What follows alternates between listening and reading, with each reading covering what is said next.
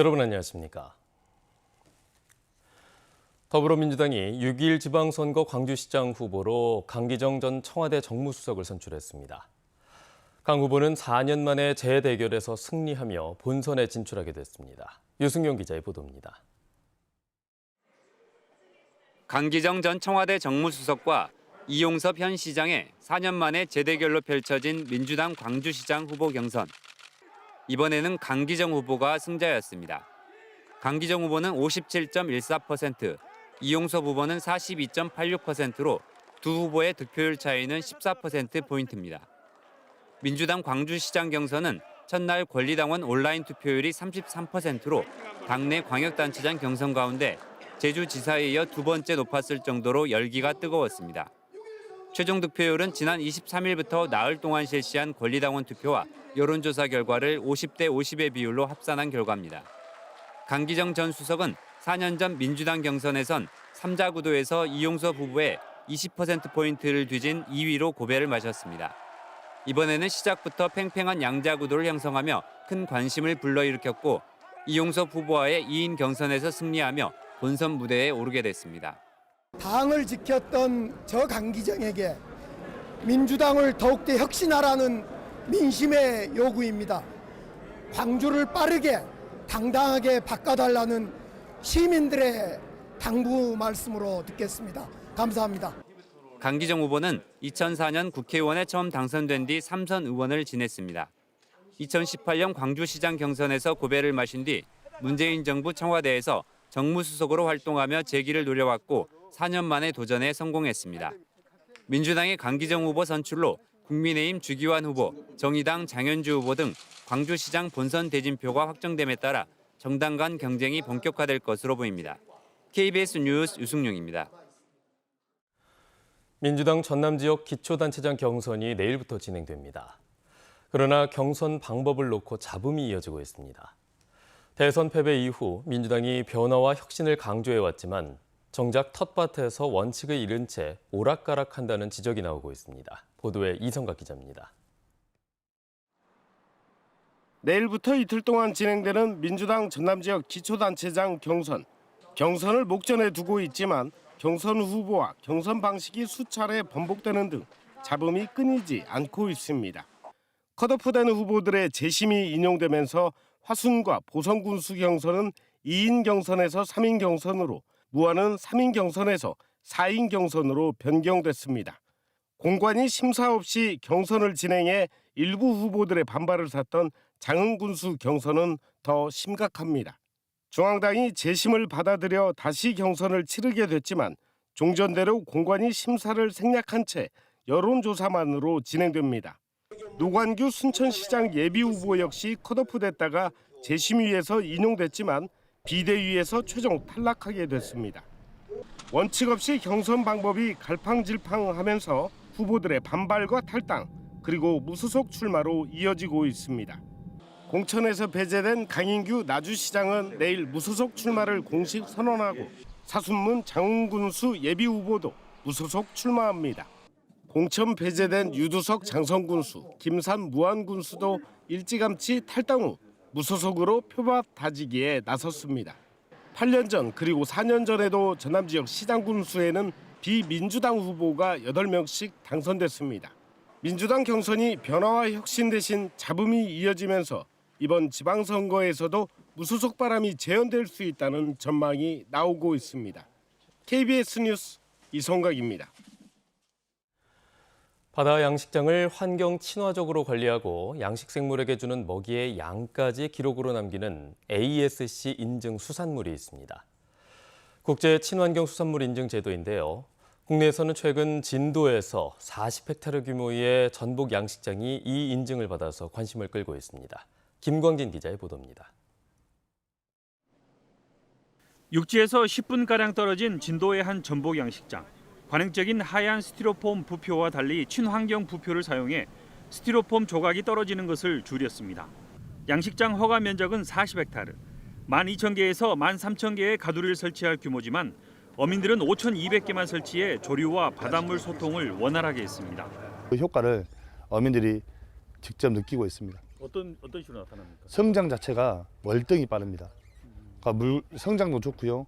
전복에 이물질이나 이런 게 깨끗이 없습니다. 양식장의 바닥을 확인해 봤습니다. 일반 가두리 양식장에서 흔히 발견되는 썩은 퇴적물이 거의 없습니다. 국제 친환경수산물 인증단체인 ASC 수산양식관리협의회는 71가구가 참여한 진도 전복섬 영어조합법인을 1년 6개월간의 심사 끝에 ASC 전복으로 최종 인증했습니다. 굉장히 좋은 환경을 가지고 있고 그리고 어떤 양식업이 그 바다 환경에 미치는 영향을 최소화하기 위한 기관 시설들을 처음부터 가지고 있는 굉장히 좋은 조건을 가지고 출발하고 있는 곳이라고 생각합니다. WWF, 즉 세계자연기금에서 개발한 ASC 인증은 자연환경과 사회에 부정적인 영향을 미치지 않는 방법으로 양식하는 어가에 부여하는 친환경 수산물 국제 인증 제도입니다. 어민들은 이를 위해 친환경 양식 자재 사용은 물론 먹이 공급량과 시기까지 기록하는 등 까다로운 인증 조건을 통과해야 했습니다. 앞으로 진도에서는 전복에 구간하지 않고 그 미역이나 톳, 또 이 다시마, 김 등에 대해서도 국제 인증 마크를 획득할 수 있도록 단일 규모로는 국내 최대인 진도군의 ASC 인증 전복 양식장. 국산 수산물의 브랜드 가치를 높이고 식품 산업 활성화의 청신호가 될지 주목됩니다. KBS 뉴스 김광진입니다.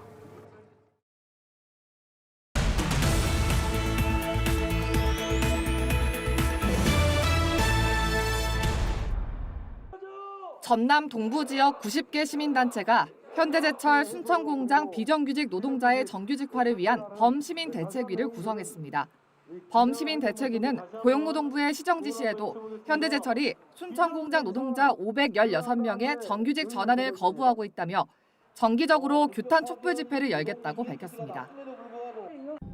신안군과 광주지방조달청이 신안 여행상품 나라장터 종합쇼핑몰 등록을 위한 업무 협약을 맺고 여행상품 공동개발과 활성화에 나섭니다.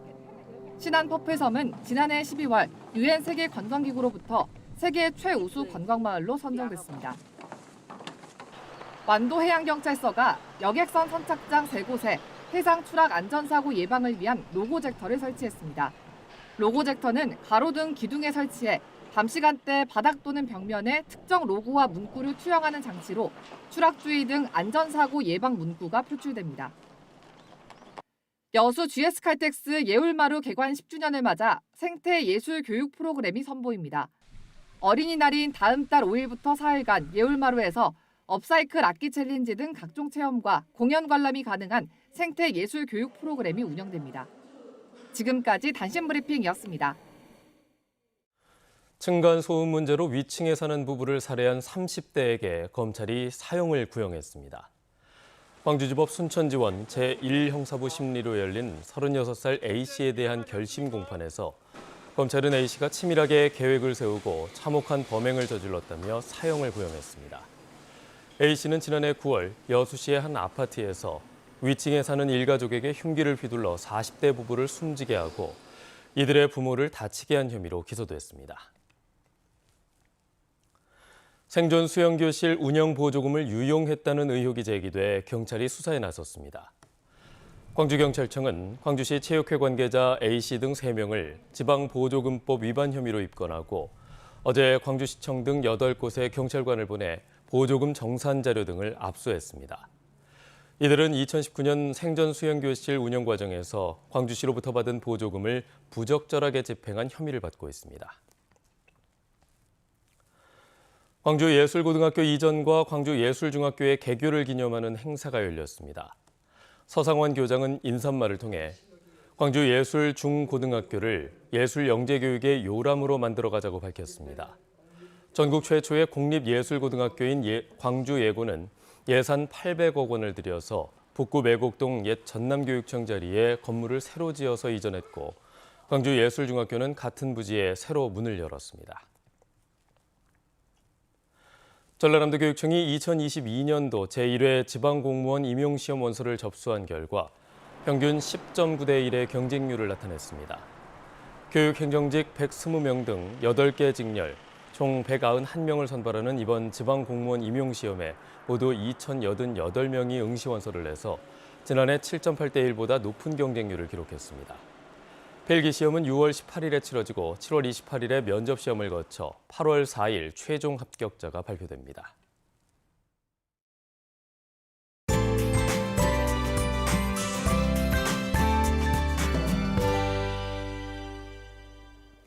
오늘은 다시 맑은 하늘이 드러나겠지만 오전 한때 대기질이 좋지 못하겠습니다.